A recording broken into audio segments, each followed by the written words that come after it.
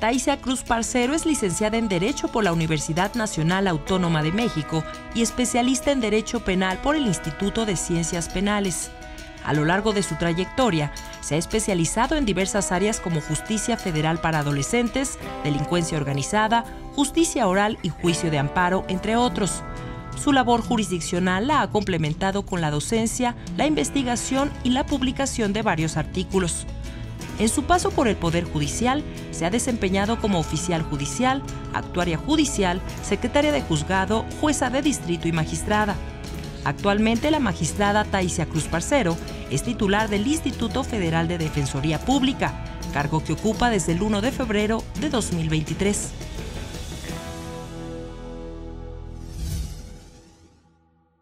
Hola, ¿qué tal? Bienvenidos y bienvenidas a este programa. Soy Alejandra Martínez Verástegui, directora general del Centro de Estudios Constitucionales de la Suprema Corte. Me da mucho gusto compartir estos momentos con la doctora Catalina Pérez Correa, quien es investigadora asociada en el Centro de Estudios Constitucionales, y con la magistrada Taisia Cruz Parcero, quien es la directora general del Instituto Federal de la Defensoría Pública y que es una persona a quien yo admiro y respeto muchísimo, tanto en lo personal como en lo profesional. Así que nos da mucho gusto comenzar esta entrevista con Taisia. La idea de estos programas, pues, es que conozcamos quiénes son nuestros jueces y nuestras juezas, cuál es su trayectoria, qué es lo que han hecho para poder llegar a ser juzgadores y juzgadoras federales.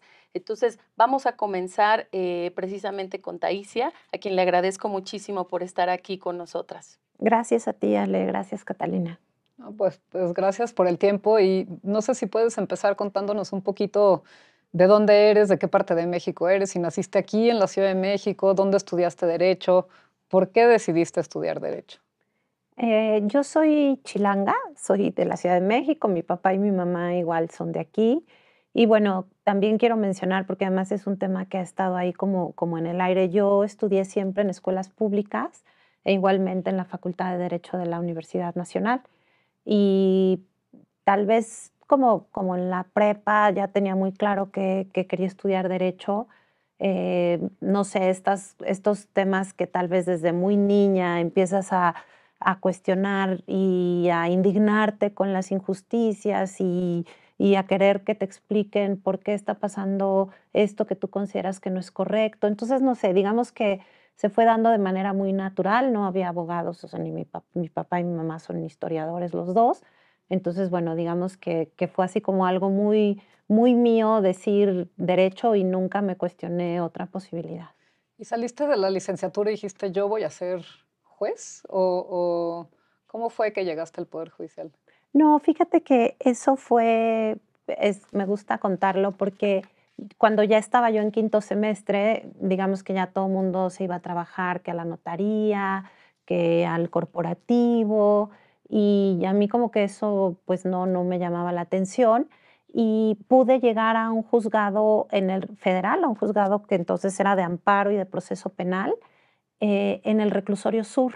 Llegué, hice mis prácticas ahí, o sea, estuve de meritoria como 3 meses sin cobrar, de mecanógrafa, pero la verdad es que desde el primer día, pues ya había audiencias y ya había personas tras las rejas. Entonces a mí esa primera semana en el juzgado penal sí me marcó como esto es lo que quiero estar aquí, pero nunca pensando en ser jueza y magistrada para nada, digamos que tenía entonces 20 años y más bien quería quedarme ahí. ¿Cómo ayudar a estas personas? Exactamente, sí. Y Taisia, bueno, sabemos que las mujeres hemos enfrentado muchos temas para poder llegar a ser juezas federales, quienes lo son. ¿Nos podrías platicar un poquito a qué barreras te has enfrentado como mujer en lo personal? Creo que mi historia no es distinta de las mujeres, a ver, profesionistas, quiero sí hacer la diferencia. Creo que todas las mujeres que ya tuvimos oportunidad de estudiar, al final estamos siempre ya en una mejor posición que respecto de la mayoría de las mujeres. Pero aún en estas circunstancias, sí creo que el tema, sobre todo de las labores de cuidado, cuando eres profesionista y además eres mamá, Entiendo que hay mujeres profesionistas que no son madres e igual tienen estas labores, pero bueno, en mi caso, que sí soy mamá, pues sí, las labores de cuidado. Todo un tema, el festival, la escuela, la tarea, ya no te lo recibieron en la guardería porque viene agripada, y te llaman para que vayas a la firma y las juntas escolares, y luego en las tardes pues hay que estar con los niños, ¿no? Con los hijes. Entonces, bueno, esto sí es siempre, creo, un reto. Y más allá de eso, también quiero mencionar que en la materia penal a mí sí me tocó ya llegar cuando ya había juezas penales. Si vamos una generación antes que la mía, todavía eran la excepción las mujeres y de hecho, pues como que nadie te lo recomendaba. Lo cierto es que cuando me toca a mí ya empezarme a desempeñar en la materia penal, ya somos muchas más mujeres en penal, siempre menos que los hombres, obviamente, pero sí también, digamos, ya en mi desempeño como juzgadora, sí siempre estuvieron estos temas de, ay, estás muy joven, y de los comentarios inapropiados de los abogados, y desde cómo te vistes y Que cómo además te son ven. mayoritariamente hombres, me imagino. Siempre un ambiente muy masculino, y eso sí, pues con todos estos estereotipos y con todas estos comentarios luego muy inapropiados, muy incómodos de parte del gremio. Y bueno, y si un poquito antes me voy cuando era actuaria y me tocaba entrar a los reclusorios y notificar en los reclusorios varoniles, digamos, siempre hay como este tipo de violencia verbal que no llega a más, pero que ahí está, ¿no? Y digo, es algo que menciono y lo he mencionado ahora que estoy en la defensoría, lo comentan mucho las defensoras mujeres, ¿no? Claro. Este tipo de riesgos que hay en esos espacios. ¿Nos puedes platicar un poquito más de esto sobre tu carrera judicial? ¿Cómo empezaste? ¿A qué cargos ascendiste? ¿Cuántos años llevas en el Poder Judicial Federal? Bueno, llevo ahorita ya 33 años, como les decía, entré a los 20 años y bueno, entré pues de mecanógrafa, me acuerdo muy bien porque así mi primer jefe me dijo, hagas este acuerdo de copias y me dio el expediente y la promoción de unas copias. Y yo me quedé así frente a la máquina de escribir y eso cómo se hace, ¿no? ¿Qué hago? Porque todavía me tocaron, los primeros años todavía me tocaron las máquinas de escribir, ya luego llegaron las computadoras. Entonces, bueno, fue empezar desde ahí, desde un acuerdo de copias, y luego, no, pues ya empiece a hacer un proyecto de una autoformal prisión, y aquí está el expediente, y esta es la fe de la droga, y esta es la declaración del policía, y usted tiene que hacer el resumen y tal y tal. Entonces, la verdad es que aprendí muy en la práctica a la proyectada y todo, y la verdad es que me encantó. Y bueno, de ahí pues ya hice el curso, me recibí, hice el curso de especialización judicial, hice mi especialidad, pero en el Inter ya nunca dejé en realidad el juzgado. Entonces fui secretaria de juzgado, actuaria, secretaria, después me fui a tribunal colegiado, estuve 8 años de secretaria de tribunal colegiado penal también. Y de ahí, pues, a los 35 años pensé, ya tenía mis 2 hijitos y pensé que podía intentar ser jueza. Pero digamos que fue algo hasta ese momento, no fue como un proyecto. Siempre yo era muy feliz siendo secretaria de tribunal. Y cuando hiciste los concursos para ser jueza, ¿cuánto tiempo llevabas? ¿Cómo fue esa etapa de prepararte? Pues sí fue prácticamente desde que salió, me acuerdo que la convocatoria salió en diciembre y los exámenes empezaban en marzo. Y bueno, fue ya desde las vacaciones de diciembre no dejar de estudiar ni un día.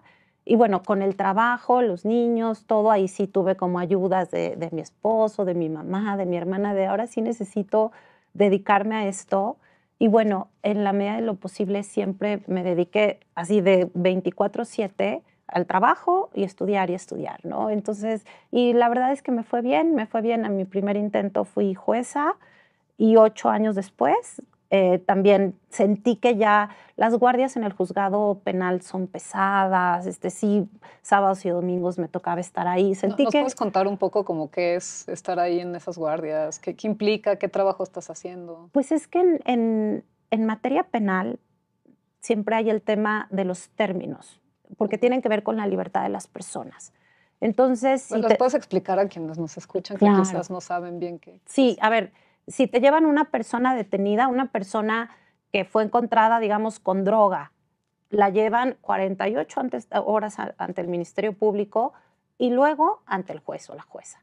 Entonces, cuando a ti te avisan que hay una persona detenida, pues tú no puedes decir, oigan, pero yo llego a... No, o sea, tienes que estar... Tengo la fiesta de cumpleaños. Nada, no hay nada de eso. Entonces, si era una semana de guardia completita, cada tantos meses, o sea, cada 2 meses o cada mes y medio, dependiendo cómo se organizaran las guardias.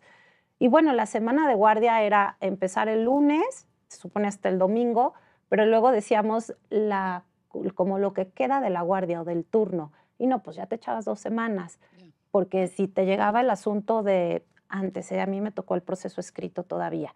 Entonces, si te llegaba el asunto de 60 tomos y 8 detenidos, pues obviamente que no ibas ni a dormir a tu casa, comías ahí en la oficina, todo el juzgado. La verdad es que yo encontré siempre muchísima disposición de la gente de, pues ya sabías que eran horas extras, que no te las iban a pagar, pero no había otra manera que sacar el trabajo. Que estar ahí, ¿no? Uh-huh.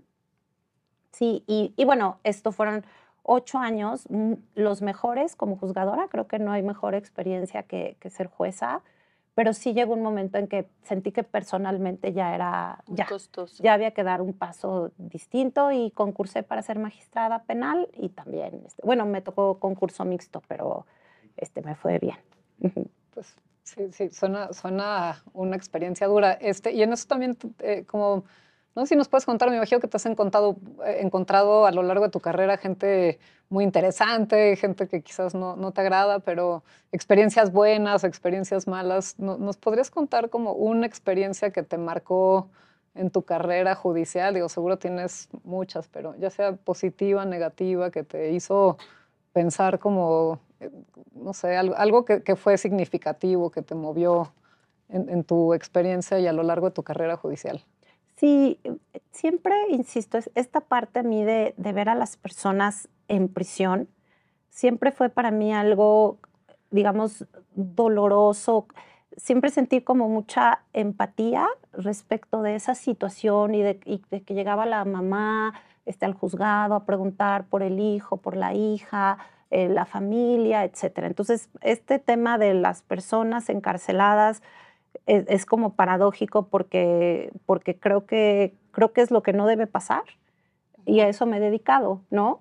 Y al dedicarte a eso, pues muchas veces puedes tomar decisiones que favorecen la libertad de las personas y entonces te sientes como muy satisfecha de esto es sentencia absolutoria o conceder un amparo para que la persona recupere su libertad, pero el otro lado de la moneda es, pues tienes que dictar una sentencia y condenar a cuántos años de prisión o tienes que negar ese amparo, ¿no? Que el amparo es esta protección que viene como, digamos, ya de última instancia contra una sentencia definitiva.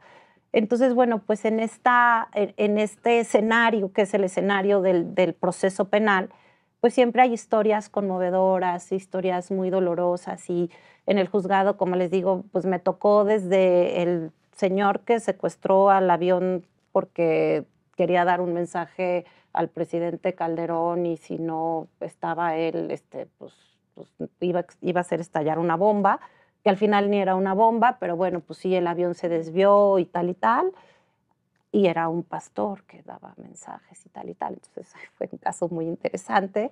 Hasta el caso uno de los casos que más me impresionaron, que fue el robo o secuestro de una bebecita recién nacida del Hospital General, que además fue casi la detención inmediata, porque luego salió en las cámaras, salió en las noticias, detuvieron a la mujer que se había apoderado de esta bebé y la llevaron detenida al juzgado, ¿no? Entonces me tocó ese caso, pero fue un caso pero estaba por secuestro, pero entonces tenías a una acusada mujer con una historia dolorosísima muy de estos estereotipos de género y de roles de género, de tienes que ser mamá y por qué no puedes ser mamá y no sirves para nada si no eres mamá, que la llevó al extremo de apoderarse de una bebé recién nacida.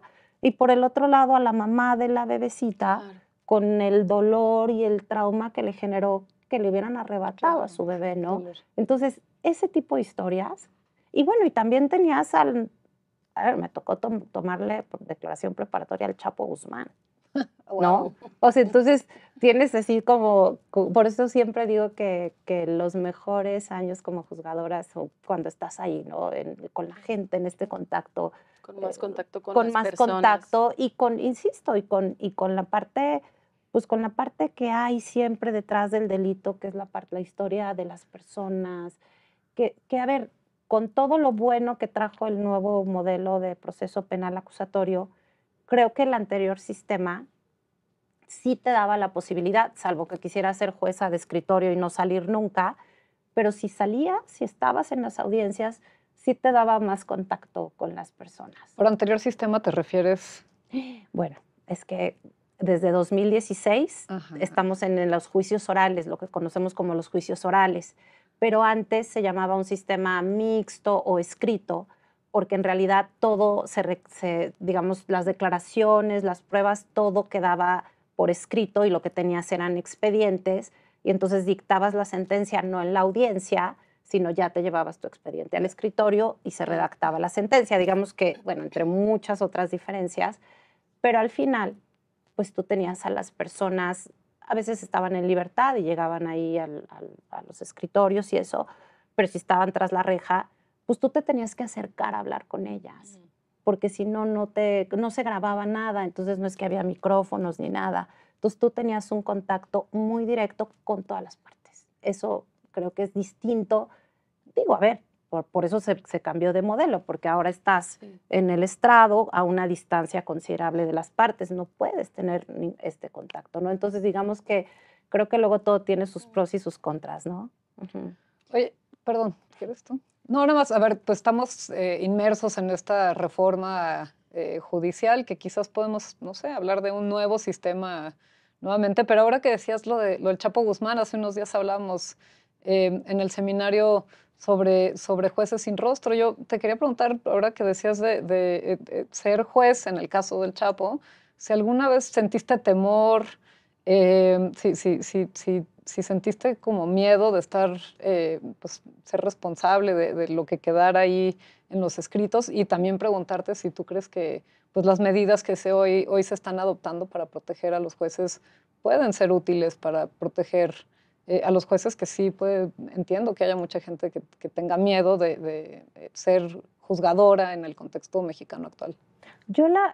A ver, creo que todo esto no es así como de absolutos, no puedes establecer como reglas generales. Yo la verdad es que, salvo una o dos ocasiones, nunca me sentí en riesgo. Creo que sí hay una gran diferencia de la persona ya en prisión, cómo se relaciona contigo como autoridad, y yo en general siempre viví una relación de mucho respeto, pero sí entiendo que hay compañeras y compañeros que han vivido otras experiencias.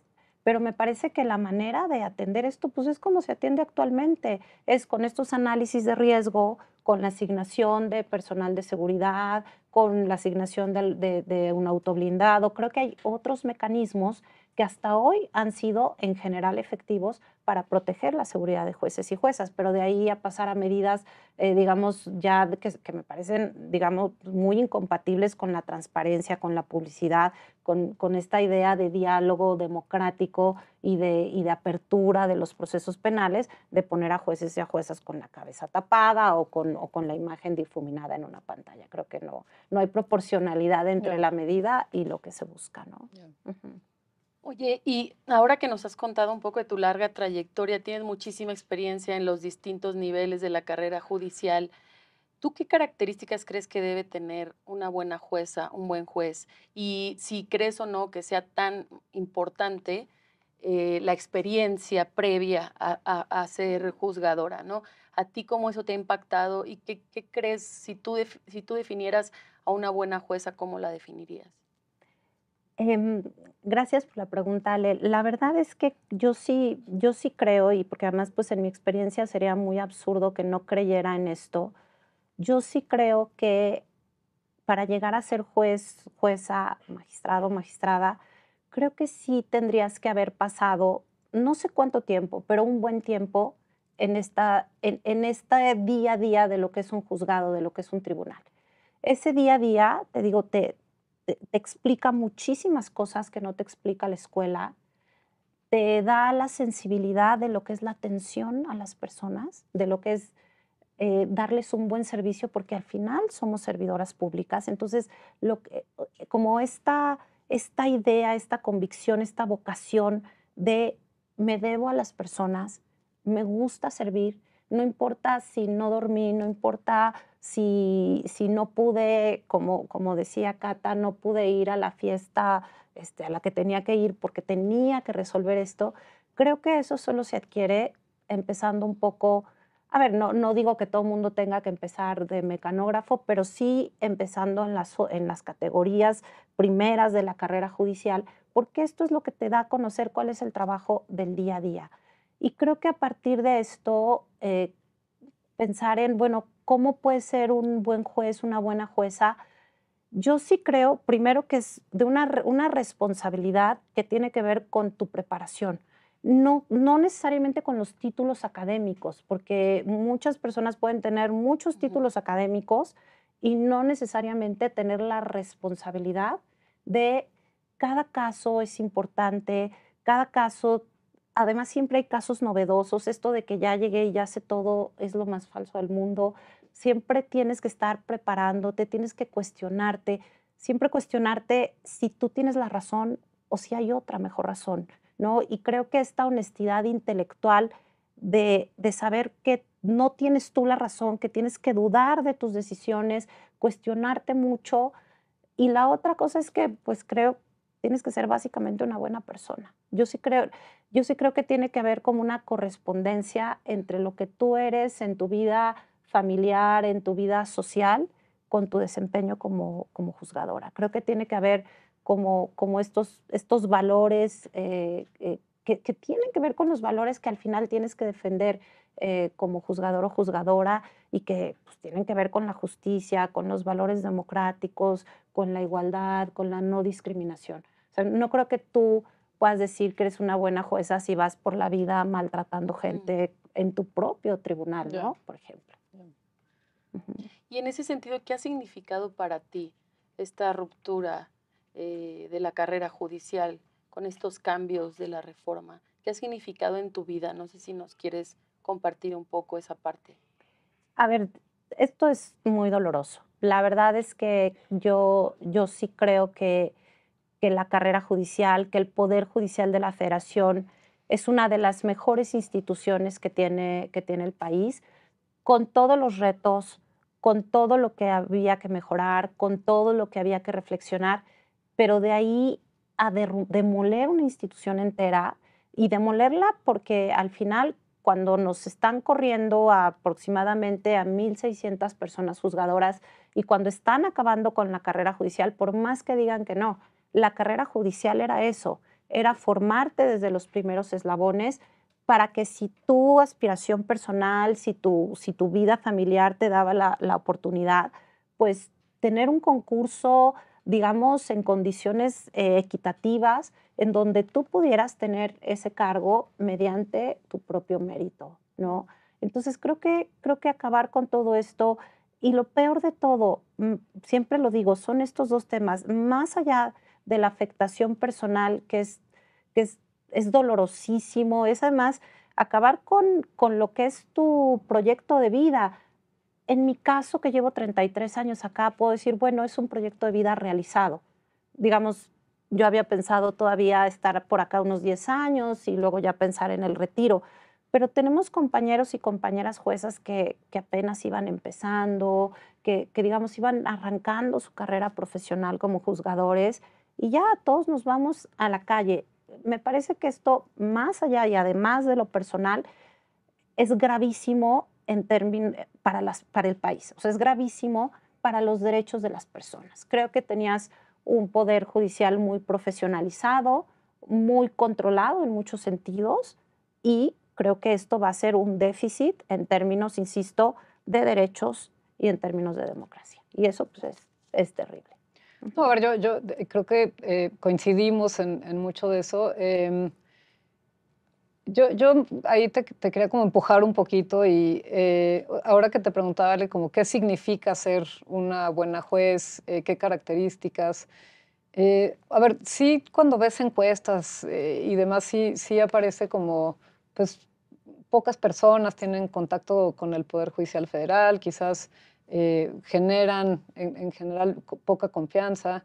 Y no sé tú ahí como, ¿cuál es tu reflexión sobre qué sí se puede hacer para mejorar la imagen? Obviamente ya pues vamos a estar frente a algo que no sabemos bien cuál va a ser el resultado, pero quizás como, ¿cuál es lo que sí se puede hacer para acercar a las personas que juzgan con la población, ¿no? ¿Qué tan importante te parece toda esta idea de democratizar la justicia, acercar al Poder Judicial a la ciudadanía?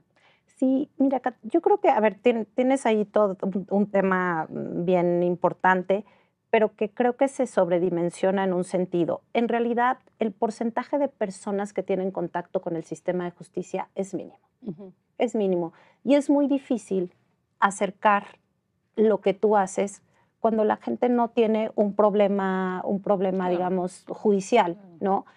¿Qué problemas sí tienen las personas? Pues un problema terrible de violencia delictiva, un problema terrible, por ejemplo, en temas familiares, en temas de arrendamiento, en temas de me vendió el terreno y no me lo entregó, Pensión alimenticia. en temas de me defraudaron, etcétera. Entonces, todos estos temas con los que sí tiene contacto las personas, pues se atienden en estos primeros niveles en las fiscalías, en los juzgados del fuero común, que no tienen nada que ver con el trabajo del Poder Judicial de la Federación. Entonces, yo creo que más bien aquí hay que ser muy claros. Aquí hay una responsabilidad histórica por parte de un líder carismático, como fue el anterior presidente de la República, que en 6 años, digamos, erosionó cualquier posibilidad de que la gente conociera de buena fe el trabajo que se hace desde acá. Y revertir eso nos va a llevar años y también es parte de lo que lamento mucho.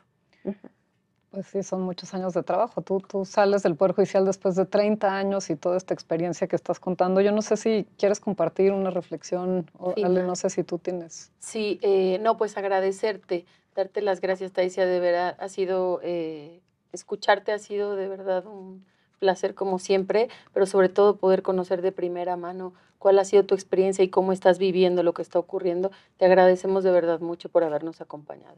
Gracias, Ale, gracias, Cata, les agradezco mucho. Creo que es importante dejar memoria de lo que fue el Poder Judicial de la Federación y vamos a ver qué pasa. Ya, la verdad los resultados de la reforma judicial son absolutamente inciertos. Ya estaremos dentro de unos años valorándolo. Muchas gracias. Gracias. Muchas gracias por habernos acompañado. Nos vemos en la siguiente entrevista.